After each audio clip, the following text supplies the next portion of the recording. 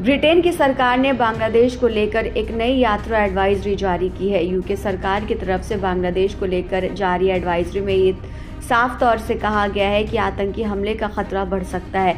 इस एडवाइजरी में खास तौर से उन स्थानों को निशाना बनाने की बात की गई है जहां विदेशी पर्यटक, धार्मिक स्थल और राजनीतिक रैलियां आयोजित की जाती है, या फिर खास तौर से उन लोगों को टारगेट किया जा सकता है जिनकी जीवन शैली या विचारधारा कुछ कट्टरपंथियों को इस्लाम के खिलाफ लगती हैं।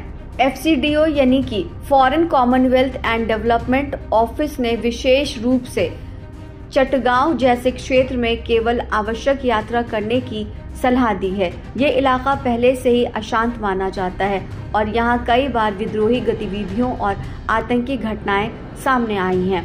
बांग्लादेश में अल्पसंख्यक धार्मिक समुदाय और सुरक्षा बलों पर हमले की खबरें आए दिन यहाँ आती रहती हैं। कई सालों से ID यानी इम्प्रोवाइज एक्सप्लोजिव डिवाइस का उपयोग बड़े शहरों में किया गया है। सुरक्षा बल और पुलिस अक्सर इन्हें निशाना बनाती है। बांग्लादेशी प्रशासन ऐसे हमलों को रोकने के लिए सक्रिय है, लेकिन खतरा अभी भी बरकरार है। FCDO की एडवाइजरी में ये चीज भी साफ की गई है कि भीड़ भाड़ वाले इलाकों, रैलियों से भी बचा जाए। पुलिस और सुरक्षा बलों के आसपास सतर्क रहें। किसी भी बड़ी सभा या प्रदर्शन से दूरी बनाए रखें। हालांकि बांग्लादेश एक खूबसूरत देश है, लेकिन वर्तमान परिस्थितियों में यात्रा करना वहां पर जोखिम भरा हो सकता है। आतंकवाद किसी भी देश की सुरक्षा और आर्थिक स्थिति पर बुरा प्रभाव डालता है। बांग्लादेश में इन खबरों के बावजूद प्रशासन लगातार योजनाबद्ध हमलों को रोकने की कोशिश कर रहा है। हालांकि सतर्कता बरतना हर नागरिक और यात्री की जिम्मेदारी है। अगर कोई भी बांग्लादेश की यात्रा करने की योजना बना रहा है तो यात्रा को फिलहाल के लिए टाल दिया जाए और पहले स्थानीय हालात के बारे में जानकारी भी ले ली जाए। हमेशा आपातकालीन नंबर और स्थानीय प्रशासन से संपर्क साधना बेहद जरूरी है। एडवाइजरी में ये भी कहा गया है कि कम से कम सामान लेकर के आप सफर करें और भीड़ भाड़ वाले इलाकों से बचें। आतंकी खतरे को हल्के में लेना आपके लिए बेहद खतरनाक हो सकता है।